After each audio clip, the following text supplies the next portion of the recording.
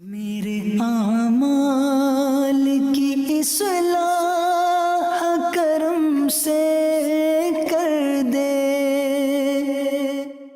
الحمدللہ رب العالمین والصلاة والسلام علی سید الانبیاء والمرسلین اما بعد فاعوذ باللہ من الشیطان الرجیم بسم اللہ الرحمن الرحیم الصلاة والسلام علیک یا رسول اللہ وعلی آلک واصحابک یا حبیب اللہ الصلاة والسلام علیک یا نبی اللہ وعلی آلک واصحابک یا نور اللہ۔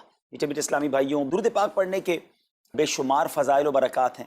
مصطفیٰ جان رحمت شمع بزم ہدایت صلی اللہ تعالی علیہ وسلم کا فرمان عالی شان ہے کہ جو کوئی شخص مجھ پر ایک بار درود پاک پڑھتا ہے، اللہ تعالیٰ اس پر 10 رحمتیں نازل فرماتا ہے، اس کے 10 گناہوں کو مٹا دیتا ہے اور اس کے 10 درجات کو بلند فرماتا ہے۔ تو سبحان اللہ، ایک درود پاک پر اتنی برکتیں ہیں، تو جو کثرت سے درود پاک پڑھتے ہیں ان کو کتنی برکتیں نصیب ہوتی ہوں گی۔ تو ہم سب کو مل کر کثرت کے ساتھ درود پاک پڑھنے ہیں۔ آئیے مل کر محبت کے ساتھ بآواز بلند درود پاک پڑھ لیں۔ صلو علی الحبیب صلی اللہ تعالی علی محمد صلی اللہ علیہ وسلم۔ میٹھے میٹھے اسلامی بھائیوں، آج جو ہمارا بیان کا موضوع ہے کہ رمضان کا استقبال کیسے کیا جائے، رمضان کی پریپریشن کیسے کی جائے۔ دیکھیں، ہمارے گھر پہ جب کوئی مہمان آتا ہے ہم اس کی تیاری کرتے ہیں، اس کے لیے ہم ایک اچھی یوں سمجھیے کہ پریپریشن کرتے ہیں، اور جیسا مہمان ویسی تیاری۔ جس کے لیے دل میں زیادہ محبت ہوتی ہے اس کے لیے ہم زیادہ تیاری کرتے ہیں۔ تو اب ذرا آپ سوچئے کہ ایسا مہمان جو ہماری مغفرت کروانے آ رہا ہے، ایسا مہمان جو ہمیں بخشوانے آ رہا ہے، تو پھر ہمیں اس کے لیے کتنی کوشش کرنی چاہیے۔ تو آج یہاں پر جو ہم حاضر ہوئے ہیں، اللہ کرے کہ ہم رمضان کا صحیح معنوں میں استقبال کرنے میں کامیاب ہو جائیں۔ رمضان اللہ کا احسان ہے۔ رمضان کی اہمیت کو سمجھنے کے لیے یہی کافی ہے کہ پیارے آقا علیہ الصلوۃ والسلام فرماتے ہیں کہ اگر میری امت کو معلوم ہوتا کہ رمضان کیا ہے تو وہ تمنا کرتے کہ سارا سال ہی رمضان ہو۔ سبحان اللہ۔ مولا علی شیر خدا کرم اللہ تعالی وجہ الکریم کا یہ قول کتنا نرالا ہے۔ آپ فرماتے ہیں اگر اللہ تبارک و تعالیٰ کو اس امت کو عذاب دینا ہوتا تو اس امت کو رمضان اور سورہ اخلاص عطا نہ فرماتا۔ اس کا مطلب کیا ہوا کہ یہ بخشوانے، عذاب سے بچانے کے لیے آ رہا ہے، رحمتیں برسانے کے لیے آ رہا ہے۔ کاروباری لوگ بھی مجھے سن رہے ہوں گے، جس علاقے میں جس اسٹور پر کوئی ڈسکاؤنٹ ہوتا ہے، کوئی اسکیم ہوتی ہے، فائدہ ہوتا ہے، ہم ادھر پہنچ جاتے ہیں۔ رمضان ایک ایسی اسکیم ہے، رمضان ایک ایسا بینیفٹ دیتا ہے کہ احادیث میں یہ مضمون ہے کہ فرض کا ثواب 70 گنا کر دیا جاتا ہے، نفل کا ثواب فرض کے برابر کر دیا جاتا ہے، شیطان کو بند کر دیا جاتا ہے، جہنم کو تالے لگا دی جاتے ہیں، جنت کے در کھول دیے جاتے ہیں۔ روزہ دار کے منہ سے جو اسمیل آتی ہے، جو بو آتی ہے، بعض اوقات ہم کہتے ہیں یار پیسٹ نہیں کر سکے پورا دن، منہ سے اسمیل آ رہی ہے۔ سنیے، یہ اسمیل جو ہے یہ اللہ کے نزدیک مشک کی خوشبو سے بھی زیادہ بہتر ہے۔ اللہ اللہ، ذرا آپ غور تو کیجئے، ہر سجدے پر 1500 نیکیاں دی جاتی ہیں، ہر سجدے پر سرخ یاقوت کا جنت میں ایک محل بنا دیا جاتا ہے۔ اتنی نیکیاں، پھر وہ کتنا بد نصیب ہے جو رمضان میں بھی عبادت نہ کرے، رمضان میں بھی اللہ کو راضی کرنے میں کامیاب نہ ہو۔ روزانہ افطار کے وقت 10 لاکھ گناہگار بخش دیے جائیں، اور جناب ہر جمعے کو جب رمضان میں جمعہ آئے تو ہر لمحے 10 لاکھ گناہگار بخشے جائیں، تو کروڑوں اربوں لوگوں کی بخشش گویا رمضان میں ہونی ہے۔ تو پھر ہمیں اس کی کیسی تیاری کرنی چاہیے، کتنا ثواب کمانے کے بارے میں سوچنا چاہیے۔ لیکن یہاں ایک اور بڑی امپورٹنٹ بات ہے، ایک تو رمضان میں نیکیاں کرنی ہے، دوسرا بڑا کام یہ کرنا ہے کہ ہمیں رمضان میں گناہوں سے بچنا ہے، کیونکہ عادتیں تو ساتھ ہی لگی ہوئی ہیں نا۔ شیطان بند ہے لیکن ہماری اپنی عادتیں، جس کی روز حرام دیکھنے کی عادت ہے، حرام سننے کی عادت ہے، حرام بولنے کی عادت ہے۔ ایسا تو نہیں ہوگا نا چاند آتے ہی سارے سوئچ آف ہو جائیں گے، وہ عادتیں ساتھ ہی چل رہی ہوتی ہیں۔ غور کیجئے کہ رمضان میں جو گناہ کرتا ہے نا، اس کا عذاب بھی بڑھ جاتا ہے، اس کی پنشمنٹ بھی بڑھ جاتی ہے۔ یہ ایسے ہی ہے کہ کوئی مسجد کے اندر آ کے گناہ کرے، تو آپ کہیں گے نا یار خدا کا خوف کرو، مسجد میں ایسا کام کر رہے ہو۔ کوئی مکہ شریف حرم میں اندر جا کر گناہ کرے تو کتنا شدید ہو جائے گا وہ۔ تو رمضان جب اتنا مقدس مہینہ ہے، اس میں گناہ کرنا، اس کی پنشمنٹ بھی زیادہ ہے۔ ایک بار مولا علی شیر خدا کرم اللہ تعالی وجہ الکریم نے ایک قبر والے کا حال دیکھا، اور دیکھا اس قبر والے پر عذاب ہو رہا ہے، اور وہ چلانے لگا، عرض کرنے لگا اے علی میری مدد فرمائیے، اللہ کی بارگاہ میں سفارش کیجئے۔ مولا علی شیر خدا نے ہاتھ اٹھائے کہ اے مولا اسے بخش دے۔ ارشاد ہوا اے علی اس کی سفارش نہ کریں۔ عرض کی مولا وجہ کیا ہے؟ ارشاد فرمائے رمضان کے روزے تو رکھتا تھا مگر رات گناہوں سے باز نہیں آتا تھا۔ روزے رکھ کر گناہ کرنے والے کو اتنا عذاب، تو جو روزے ہی نہ رکھے ایسے بھی لوگ ہیں جو رمضان میں روزے نہیں رکھتے. پلیز اس کو ایزی نہ لیں. ہمیں نہیں معلوم، پتہ نہیں اگلا رمضان پھر نصیب ہوگا کہ نہیں. پچھلے رمضان میں کتنے لوگ تھے جو ہمارے ساتھ تھے، اس رمضان میں نہیں ہے. اور اللہ پہلے تو ہم یہ دعا کرتے ہیں اللہ ہمیں یہ رمضان بھی عطا کر دے. زندگی کا کیا بھروسہ، دنیا کی جو کیفیت آپ کے سامنے ہے کبھی بھی جا سکتے ہیں. تو پھر اس رمضان کو تو سمجھ لیں بس ایک موقع بنا دیں، لائف چینجنگ ایکسپیرینس بنا دیں کہ بس اس میں عبادت کرنی ہے، اس میں خوب سجدے کرنے ہیں، اس میں روزے رکھنے ہیں، اس میں تراویح پڑھنی ہے، اس میں گناہ نہیں کرنے ہیں. اور آئیے میں آپ کو بتاتا ہوں کہ نبی پاک صلی اللہ تعالیٰ علیہ وسلم رمضان کیسے گزارتے تھے. ایک مسلمان کے لیے اس سے بہترین رول ماڈل کیا ہوگا کہ رمضان میرے آقا کیسے گزارتے. تو مختلف احادیث کا جو سمری ہے وہ یہ ہے کہ نبی پاک علیہ الصلوۃ والسلام عبادت میں کمر بستہ ہو جاتے، بستر پر کم تشریف لاتے. بی بی عائشہ فرماتی ہیں کہ نبی پاک کے چہرے کا رنگ بدل جاتا تھا، متغیر ہو جاتا. کیوں؟ کہ نبی پاک پر خوف خدا طاری ہوتا. آپ گر گڑاتے، آپ رات بھر التجائیں کرتے. میرے آقا رو رو کر دعاؤں میں رمضان گزارے، چہرے کا رنگ بدل جائے. اور یہاں کچھ لوگ تو وہ ہیں کہ جن کا وزن ہی بڑھ جاتا ہے رمضان میں. اتنا کھانا کھانا ہے، سحری میں زیادہ کھانا ہے کہ سارا دن بھوکا رہنا ہے، افطار میں اس لیے زیادہ کھانا ہے کہ پورا دن بھوکا رہے تھے، پھر رات کو 2-3 بار مزید کھانا ہے کیونکہ کل روزہ رکھنا ہے.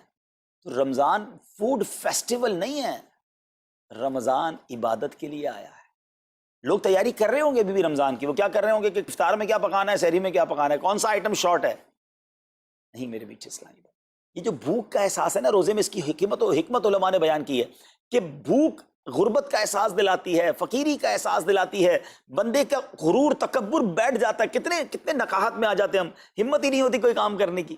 تو یہ احساس دلاتی ہے کہ تیری اوقات کیا ہے، غریب کیسے زندگی گزارتا ہے، فقیر کیسے زندگی گزارتا ہے.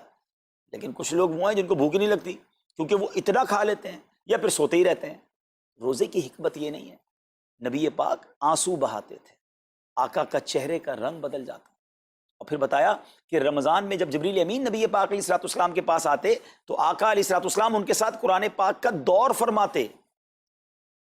اور پھر ایک اور نبی پاک کا خوبصورت انداز کہ پیارے آقا ویسے تو سب سے بڑھ کر سخی ہیں، مگر جب رمضان آتا تو نبی پاک کا دریائے سخاوت ایسے بہتا تھا جیسے تیز آندھی، بلکہ اس سے بھی زیادہ. اللہ اللہ. یہ 3-4 چیزیں آپ نے میں نے پکڑ لینی ہیں. آقا علیہ الصلوۃ والسلام کے پیچھے پیچھے جانا ہے نا جنت میں، ہم نے بھی یہ کام کرنا ہے. یہ راتیں مانگنے کی راتیں ہیں، التجا کرنے کی راتیں، سجدے کرنے کی راتیں ہیں. ہمیں تہجد بھی پڑھنی ہے، ہمیں انشاءاللہ نوافل بھی پڑھنے ہیں. اور کم از کم قرآن ایک بار تو پورا انڈرسٹینڈ تو کریں نا. تلاوت، ترجمہ، تفسیر کب کریں گے؟ بڑی بڑی ڈگریاں ہیں، بڑے بڑے پاسپورٹ اور جناب بہت سارا سرمایہ ہے، مگر ایک بار بھی قرآن پورا ترجمے اور تفسیر سے نہیں پڑھا ہوگا. بہت سارے لوگ ایسے ہیں. ذرا سوچئے نا. اچھا یہ مہینہ نزول قرآن کا مہینہ ہے، رمضان، اور قرآن کو جو خاص نسبت حاصل ہے نا، تو اس مہینے میں قرآن کو پکڑ لیں. ہائے ہائے، اللہ کرے رمضان قرآن کے ساتھ گزرے، ہماری صبح قرآن کے ساتھ ہو، ہماری شام قرآن کے ساتھ ہو، ہم قرآن سمجھنے والے بن جائیں. اچھا میں ایک اور بات بتاؤں آپ کو، مہینہ کتنا پیارا. صرف اس مہینے میں قرآن نازل نہیں ہوا، باقی بھی جو 3 آسمانی کتابیں ہیں نا، زبور، انجیل، توریت، یہ بھی رمضان میں ہی نازل ہوئی ہیں. اللہ کریم نے ان تمام مبارک کتابوں کو نازل کرنے کے لیے رمضان کا مہینہ منتخب فرمایا. اتنا مبارک مہینہ ہے تو ہمیں خوب اس میں تلاوت قرآن کرنی. اور اب دعوت اسلامی نے کتنا آسان کر دیا، تفسیر قرآن عطا فرما دی، صراط الجنان آسان اردو میں، اور پھر جناب اس کو اپلیکیشن پر بھی دے دیا، اس کے PDF بھی جاری کر دیے، ڈاؤن لوڈ کر لیں موبائل میں. اب تو آڈیو تفسیر قرآن بھی آپ کو دے دی. اگر پھر بھی سنیں نہ، پڑھیں نہ، قرآن سے دور رہیں تو یہ ٹھیک نہیں ہے. پلیز اس رمضان کو قرآن کے ساتھ گزاری. اور پھر جو نبی پاک کا یہ جو سخاوت والا انداز ہے نا، صدقہ و خیرات کرنا، ہر سائل کو عطا فرماتے، تو یہ بھی ہمارا ایٹیٹیوڈ ہونا چاہیے کہ خوب دل کھول کر خرچ کریں. سب سے پہلے اپنی پوری زکوٰۃ ادا کریں. یہ اتنی بڑی اب بدقسمتی ہوتی جا رہی ہے. ایسا فیل ہوتا ہے دنیا بھر کے تاجران اور لوگوں سے جب ہم ملتے ہیں کہ جس طرح رمضان کے علاوہ بہت تھوڑی تعداد میں مسلمان نماز پڑھتے ہیں نا 5 ٹائم، ایسا لگتا ہے اب زکوٰۃ بھی بہت کم لوگ ہی دیتے ہیں، پوری زکوٰۃ نہیں دیتے، اندازے سے نکال دی، کیلکولیشن کرتے نہیں ہیں. اور یہ بھی فیلنگز آتی ہیں کہ زکوٰۃ جتنی بڑھتی جاتی ہے نا، ہزاروں میں جس کی زکوٰۃ ہے وہ دے دیتا ہے، لاکھوں والا بھی شاید دے دیتا ہے، لیکن جب زکوٰۃ ہی کروڑوں میں پہنچ جاتی ہے نا تو پھر یہ دل پر بھار پڑنا لگ جاتا ہے، ڈیفیکلٹ لگنا شروع ہو جاتی ہے. بندہ یہ کیوں نہیں سوچتا کہ اگر اللہ پاک نے مجھ پر لاکھوں میں زکوٰۃ ہے تو اللہ نے کروڑوں دیے تو لاکھوں میں زکوٰۃ ہے نا. اگر کروڑوں میں زکوٰۃ ہے تو اربوں ہیں تو کروڑوں میں زکوٰۃ ہے نا. زکوٰۃ کتنی ہے؟ ضروریات زندگی کی تمام چیزوں سے فارغ ہونے کے بعد جو مال تجارت، سونا چاندی، کیش یا پرائز بانڈ، یہ جو اس کی تفصیلات ہیں، اس پر 2.5% ہے. میں ایک اور لاجک سے آپ کو بات سمجھاؤں. اگر اس لاجک سے سمجھیں تو زکوٰۃ تو 1-1.5% بنتی ہے. وہ کیسے؟ ہم سب کے گھر نکل گئے، اس پہ زکوٰۃ نہیں ہے. ہماری گاڑیاں نکل گئیں، اس پہ زکوٰۃ نہیں ہے. جن کی فیکٹریاں ہیں وہ فیکٹریاں بھی مائنس کر دی گئیں. جن کی دکانیں ہیں وہ دکانیں بھی مائنس ہو گئیں. اچھا جناب، اس کے علاوہ اگر کرائے پہ کچھ پراپرٹی دی ہوئی ہے اس پر زکوٰۃ نہیں ہے. اگر ان سب پر زکوٰۃ ہوتی، یعنی جو کچھ میرے پاس ہے ان سب پر ہوتی، تو کتنی زیادہ ہو جاتی. اور اتنی ساری چیزیں نکل گئیں تو پھر تو اگر ٹوٹل پر لگائیں تو 1-1.5% ہی بنتا ہے. تو اب جب سب کچھ نکالنے کے بعد تھوڑے سے مال پر 2.5% ہے اور بھی سال میں ایک بار ہے، تو اس کو بھاری نہ سمجھیں. یہ بربادی ہے جو زکوٰۃ نہیں دیتے. یاد رکھیے گا، حدیث پاک کا مضمون ہے کہ یہ مال کا میل ہے، جس مال سے مل جائے اس مال کو بھی برباد کر دیتا ہے. بربادیاں آتی ہیں، بے سکونیاں آتی ہیں، بیماریاں آتی ہیں. اور آگے جو دے دیتا ہے سبحان اللہ، اس کے بارے میں حدیث پاک میں آتا ہے کہ اپنی زکوٰۃ دے کر اپنے مالوں کو مضبوط قلعوں میں قید کر لو، اپنے مال کو سیکیور کریں. لوگ کہتے ہیں انشورنس ہونی چاہیے، آگ نہ لگ جائے، چوری نہ ہو جائے، ڈوب نہ جائے. اللہ کے حبیب علیہ الصلوۃ والسلام فرماتے ہیں، جس کا مضمون ہے کہ جب بندہ اللہ کی راہ میں خرچ کرتا ہے نا، تو وہ صدقہ بندے کے ہاتھ سے نکل کر اللہ کے دستے قدرت میں چلا جاتا ہے. اور اللہ کریم تمہارے صدقوں کو پالتا ہے جس طرح تم اپنے جانور کے بچوں کو پالتے ہو. بچہ ہوتا ہے نا جانور کا، بڑا ہو جاتا ہے. فرمایا بندہ کھجور کا صدقہ دے گا، اللہ پہاڑ جتنا عطا فرمائے گا. اس دن بھی ملے گا اور ملٹیپلائی ہو کر ملے گا. اچھا، جو ادھر خرچ کیا ادھر کیا ملے گا؟ ادھر بھی نبی پاک علیہ الصلوۃ والسلام فرماتے ہیں، جس کا مضمون ہے میں قسم کھا کر کہتا ہوں، یعنی نبی پاک تو جو فرمائے حق ہے. اس حدیث میں تو آقا علیہ الصلوۃ والسلام قسم اٹھا رہے ہیں کہ میں قسم کھا کر کہتا ہوں کہ اللہ کی راہ میں خرچ کرنے سے مال کم نہیں ہوتا. نہ ادھر کم ہونا ہے اور ادھر بھی ملنا ہے، تو پھر تو سودا اب کتنا نفع والا ہے. اور یہ آپ چیک کر لیں، پوری دنیا میں جہاں مجھے سنا جا رہا ہے کہ جو لوگ پوری زکوٰۃ دیتے ہیں نا، ان کا مال ملٹیپلائی ہوتا ہے. اگلے سال زیادہ زکوٰۃ دے رہے ہوتے ہیں. زیادہ زکوٰۃ کیسے ہو گئی؟ کیونکہ مال بھی بڑھ گیا. تو ادھر بھی بینیفٹ ہے، ادھر بھی بینیفٹ ہے، نقصان کا سودا ہی نہیں ہے. پھر چاہتے ہو بلاؤں سے بچ جائیں، تو روایتوں کا مضمون ہے کہ صدقہ بلا اور بندے کے بیچ میں آ جاتا ہے. بلا اترتی ہے، صدقہ روک لیتا ہے، لڑائی کرتا ہے اس سے، اور بندے پر بلائیں اور پرابلمز اور ڈیفیکلٹیز آنے سے اسے روکتا ہے. تو اگر چاہتے ہیں کہ برائیوں کے دروازے بند رہیں، چاہتے ہیں کہ بری موت سے بچیں، چاہتے ہیں کہ رزق میں اضافہ ہو، چاہتے ہیں کہ بلاؤں سے بچیں، ادھر بھی مال میں اضافہ ہو، ادھر بھی خزانے ملیں، تو اللہ کی راہ میں دل کھول کر خرچ کریں. اور یہ مہینہ it's the right month for generosity. یہ بہترین مہینہ ہے سخاوت کرنے کا، کیونکہ نبی پاک کا یہ انداز تھا کہ رمضان میں خوب سخاوت فرماتے. تو غریبوں کی مدد کریں، ایسی مدد کریں کہ چہروں پہ مسکراہٹیں آ جائیں، لوگوں کے دسترخوان اچھے ہو جائیں، ان کے گھروں میں بھی کچھ اچھے کھانے پہنچ جائیں. اور اس میں سب سے بہترین طریقہ یہ ہے کہ اپنے غریب رشتہ داروں کو آپ مدد کریں. اگر وہ مستحق ہے نا زکوٰۃ کے، تو حق ہے کہ سب سے پہلے اپنے غریب رشتہ داروں کو دیں. پھر زکوٰۃ بچ جائے تو عاشقان رسول کی عظیم الشان بڑی تحریک دعوت اسلامی آپ کے سامنے ہے، جو دین متین کی خدمت کر رہی ہے. جامعۃ المدینہ ہیں، مدرسے ہیں، بچے اور بچیاں عالم بن رہے ہیں، عالمہ بن رہے ہیں، حافظ بن رہے ہیں، ناظرہ قرآن، اور ان سے کوئی فیس بھی نہیں لی جا رہی. ہزاروں بچے فری آف کاسٹ ہمارے پاس ایکوموڈیشن رکھے ہوئے ہیں، جن کو کھانا پینا رہنا دعوت اسلامی نے دینا ہے. آپ ذرا سوچئے یہ امت کی کتنی بڑی خدمت ہے کہ علماء دینا، حافظ قرآن، مسجدوں کے امام یہاں سے پروڈیوس ہوتے ہیں. اور پھر آگے چلیں تو دعوت اسلامی نے اسلامک میڈیم اسکول بنائے دارالمدینہ. پھر سال کی 600 کے قریب مسجد دعوت اسلامی بناتی ہے. میڈیا کے ذریعے جو بے حیائی پھیلائی جا رہی تھی، تو مدنی چینل اردو، پھر مدنی چینل انگلش، پھر مدنی چینل بنگلہ. اب بچے مذہبی پروگرام اتنا غور سے نہ دیکھتے تھے، وہ اپنے بچوں کے آئٹمز دیکھنا چاہتے تھے. تو گناہوں بھرے کارٹونز اور پروگرام سے اور پوئمز سے چھڑانے کے لیے Islamic poems, Islamic cartoons, Islamic بچوں کے پروگرام، تاکہ بچے بھی جو ہے وہ الحمدللہ بچے رہیں. اور اب اس کی کیا زبردست پاپولیرٹی ہے کہ آپ کڈز مدنی چینل کے یوٹیوب چینل پہ جائیں، ہمارا ایک ایک کلپ 10 ملین 12 ملینز میں دیکھا جا رہا ہے. تو کون دیکھ رہا ہے؟ وہ بچے جو گناہوں بھرے کارٹونز دیکھتے تھے، اب الحمدللہ اللہ رسول کی باتیں وہاں سن رہے ہیں. پھر آگے چلیں تو دعوت اسلامی جناب یہ دینی کاموں کے ساتھ ساتھ جو ویلفیئر کے کام کر رہی ہے، غریب مسلمانوں کی امداد کا کام، زلزلے اور سیلاب زدگان کی ریسکیو کرنے کا کام، گونگے بہرے نابینا اور معذور افراد کی ریہیبلیٹیشن کا کام، تھیلیسیمیا کے مریضوں کو خون دینے کا کام، 26 لاکھ مسلمانوں کو دنیا بھر میں راشن، کھانا پانی صرف اس ایک سال میں دعوت اسلامی نے پہنچایا. تو یہ کمال کی آرگنائزیشن ہے. دیکھیں آپ دنیا کی بہت ساری NGOs کو جانتے ہوں گے، کوئی مدرسے چلاتا ہے تو مدرسے ہی چلاتا ہے، کوئی مسجد بناتا ہے تو مسجد ہی بناتا ہے، کوئی کھانا کھلاتا ہے تو کھانا ہی کھلاتا ہے، کوئی جناب غریبوں کی مدد تو وہی کام، کوئی ہاسپٹل تو ہاسپٹل۔